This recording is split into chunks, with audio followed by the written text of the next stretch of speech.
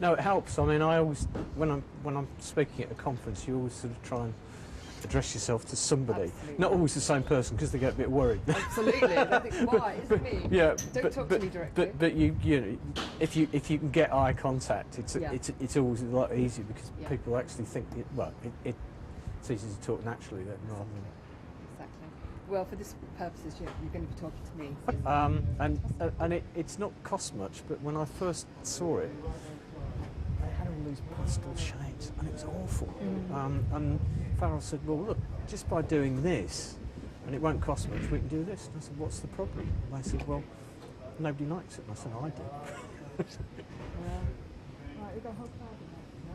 Are you happy with that, or shall we? Yeah, I think he's negotiating You're out with the the window people. You need to be careful. Well, we'll go and see Okay. what happens.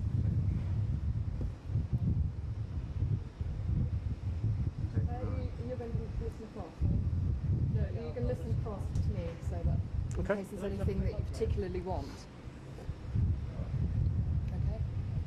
All right then, Ian. Just tell me first of all, Camden Council's decision to get into this joint project here. How did it all come about, first of all? Well, the whole thing started in '64 when Hampstead Council wanted to build a civic centre, and they engaged Basil Spence, the then famous architect, to design their civic centre. They only got as far as the library next door and the swimming centre, and they were opened in '64, at which point Hampstead Council went out of business and the London Borough of Camden was formed. So there was no need for a civic complex for the London Borough of Hampstead, and so we were left with a library and a leisure centre. But by the mid-90s, both buildings were full of problems. Had to do major refurbishment of both, and we needed to know how we could afford to do it.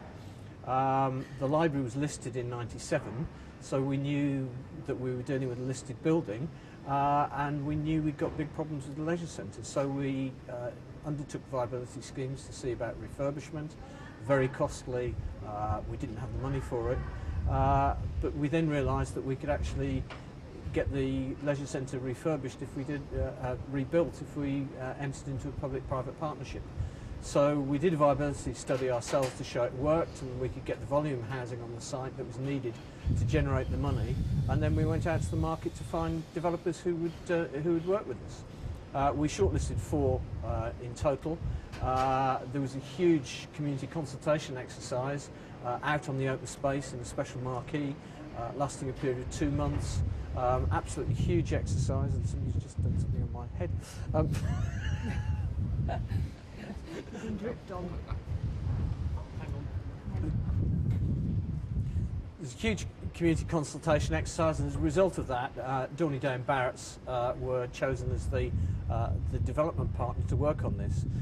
It's a massive scheme overall. It's got several different parts to it. The refurbishment of the library, which Camden's undertaken itself and was completed 2.5 years ago.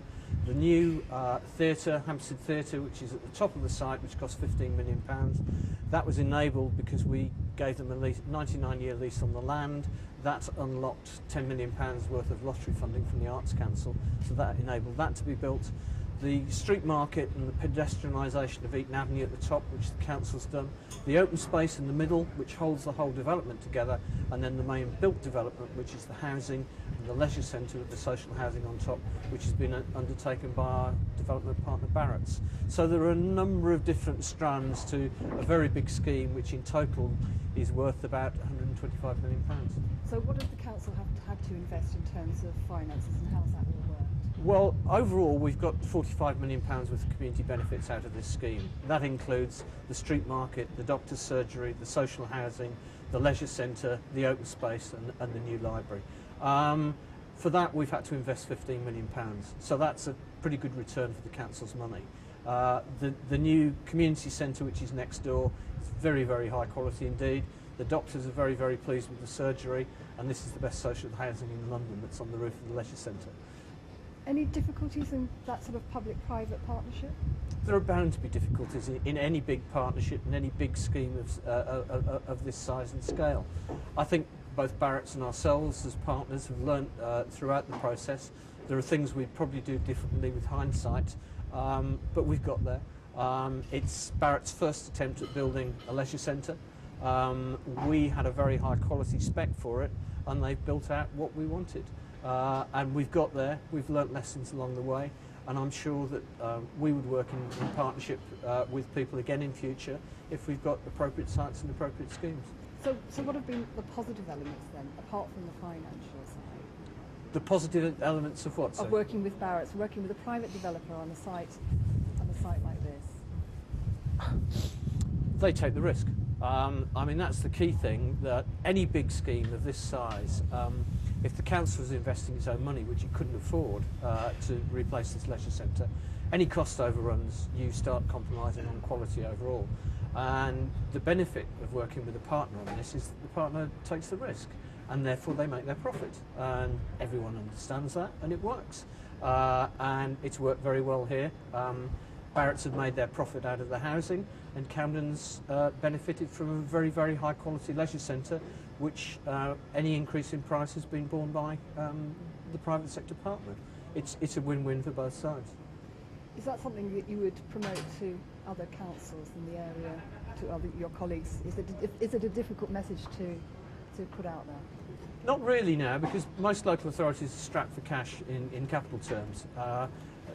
Authorities tend to be cash rich in revenue terms, but cash poor in capital terms. And looking at leisure centres, libraries, any public domain quality of life facilities, it's very hard to get huge chunks of money to replace an ageing building stock. And local authorities up and down the country have got leisure centres which were built in the 70s and 80s, which are now creaking at the seams and need replacing. It's not a difficult message because people are desperate to take on board. The unique part of this scheme is its location, and clearly house values are very high here, and you can actually fund a very, very big scheme. But it needs a lot of, it needs the vision in the first place, and it also needs the political commitment and the leadership. And I think what Barratt's found interesting when we talked to them after they'd come on board was that we'd done work with all the political parties. When we got developers in, we had all three political parties talking to them and saying that they supported the development, and they had got the comfort that there wouldn't be a change of political control in the council, and the whole scheme got ditched. So we brought that to them. They brought comfort to us in that they could deliver a building without any price increase for us. What about local residents? Was there opposition, and did that turn round once it's been finished? There were protests at an early stage. People felt that the council shouldn't get into bed with a private developer, that it should do it themselves. That was unrealistic. We didn't have the money, and we couldn't have done anything like this. There was a judicial review in the High Court which slowed the whole scheme down for a year. But I think people will vote with their feet. I mean, already we know that before the leisure centres opened, 1,000 members have signed up already. And I think once people see the high quality that's been achieved here, not just in the leisure centre, throughout the whole scheme, people will come to it. I mean, what we've created here is a new cultural quarter for the north of London, but it's Camden's principal leisure facility, which has got a park, a very high quality street market, and one of the best leisure centres in London.